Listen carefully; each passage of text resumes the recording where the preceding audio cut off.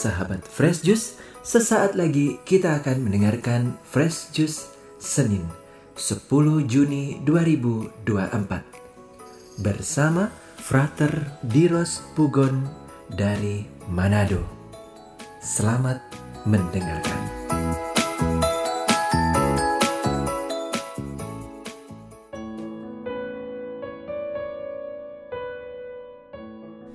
Sahabat Daily Fresh Juice yang saya kasih dalam Tuhan kita Yesus Kristus, terima kasih karena kita sudah masih diperkenankan untuk masih merasakan nafas kehidupan yang Tuhan berikan kepada kita.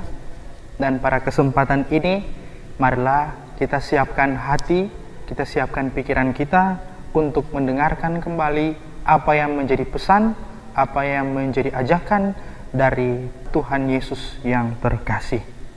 Maka pada hari ini, marilah kita mendengarkan pewartaan Injil yang diambil dari Injil Matius pasal 5 ayat 1 sampai 12. Ketika Yesus melihat orang banyak itu, naiklah ia ke atas bukit, dan setelah ia duduk, datanglah murid-muridnya kepadanya. Maka Yesus pun mulai berbicara dan mengajar mereka, katanya, "Berbahagialah orang yang miskin di hadapan Allah, karena merekalah yang empunya kerajaan sorga. Berbahagialah orang yang berduka cita, karena mereka akan dihibur. Berbahagialah orang yang lemah lembut, karena mereka akan memiliki bumi.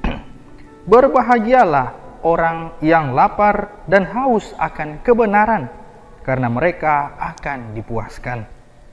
Berbahagialah orang yang murah hatinya, karena mereka akan beroleh kemurahan. Berbahagialah orang yang suci hatinya, karena mereka akan melihat Allah. Berbahagialah orang yang membawa damai, karena mereka akan disebut anak-anak Allah. Berbahagialah orang yang dianiaya oleh sebab kebenaran, karena merekalah yang empunya kerajaan surga. Berbahagialah kamu, jika karena aku, kamu dicelah dan dianiaya, dan kepadamu difitnahkan segala yang jahat. Bersukacitalah dan bergembiralah, karena upahmu besar di sorga. Sebab demikian juga telah dianiaya nabi-nabi yang sebelum kamu." Demikianlah sabda Tuhan. Terpujilah Kristus.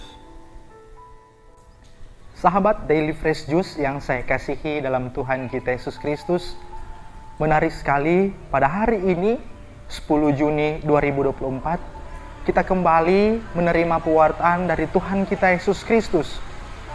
Hari ini 10 Juni 2024, Yesus Kristus mewartakan kepada kita satu hal yang sungguh-sungguh diniatkan, sungguh-sungguh mau, sungguh-sungguh dicari oleh seluruh ciptaan manusia.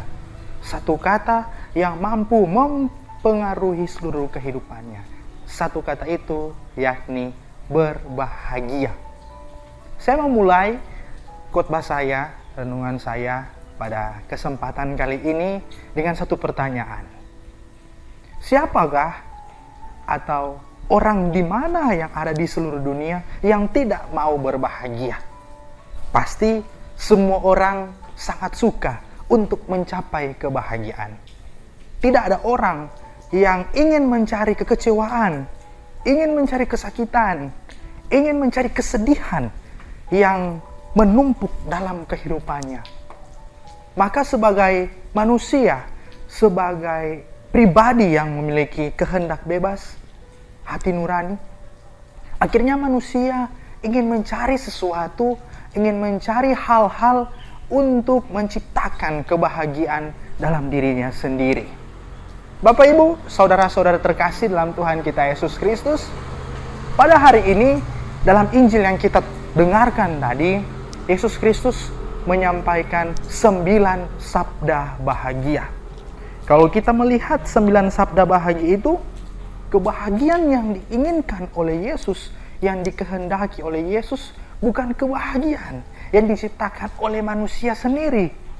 Bukanlah kebahagiaan yang diciptakan oleh situasi sekitar, tetapi kebahagiaan yang diciptakan ketika manusia hidup dalam Allah sendiri.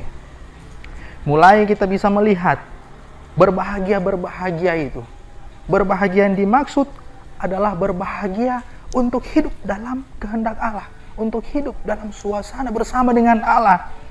Berbahagialah orang yang miskin, berbahagia orang yang berduka cita, berbahagia orang yang lemah lembut, berbahagia orang yang lapar dan haus akan kebenaran, berbahagialah orang yang murah hatinya, berbahagialah orang yang suci hatinya, berbahagialah orang yang membawa damai, berbahagialah orang yang dianiaya sebab karena Kristus, sebab karena kebenaran.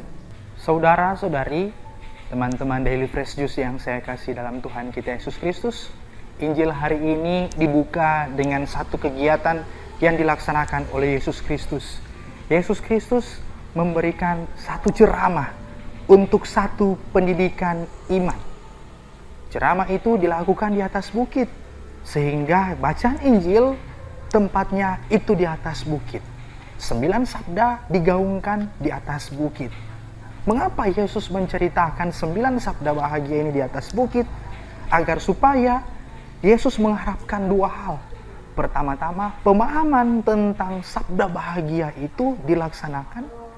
Tetapi juga pemahaman tentang 9 sabda bahagia itu menjadi praktek hidup dari orang yang mendengarkan apa yang menjadi penyampaian, apa yang menjadi khotbah dari Tuhan kita Yesus Kristus. Kata berbahagia dalam bahasa Yunani, kalau kita tafsirkan secara lebih gamblang, itu berasal dari kata makarios. Berbahagia bukan diciptakan dari manusia sendiri, berbahagia bukan diciptakan dari situasi sekitar, tetapi berbahagia karena diciptakan dari kehendak Allah sendiri. Kebesaran dari ucapan berbahagia itu di dalam khotbah di bukit adalah satu hal yang sungguh-sungguh esensial, tapi menceritakan satu perintah yang khas berdasarkan hukum kasih dari Yesus Kristus sendiri. Berbahagia ini merupakan satu ucapan yang bukan muluk-muluk. Berbahagia ini bukanlah satu ucapan yang menghendaki satu janji yang omong kosong, tetapi berbahagia yang dimaksud merupakan teriakan kemenangan, merupakan kesukacitaan, merupakan satu hal yang menantangkan satu kemutlakan dari perintah Tuhan kita Yesus Kristus. Yesus membawa hal yang baru dalam menanggapi berbagai hal, baik situasi maupun kondisi yang terjadi dalam kehidupan masyarakat, kehidupan manusia dalam usahanya menemukan kehendak Allah.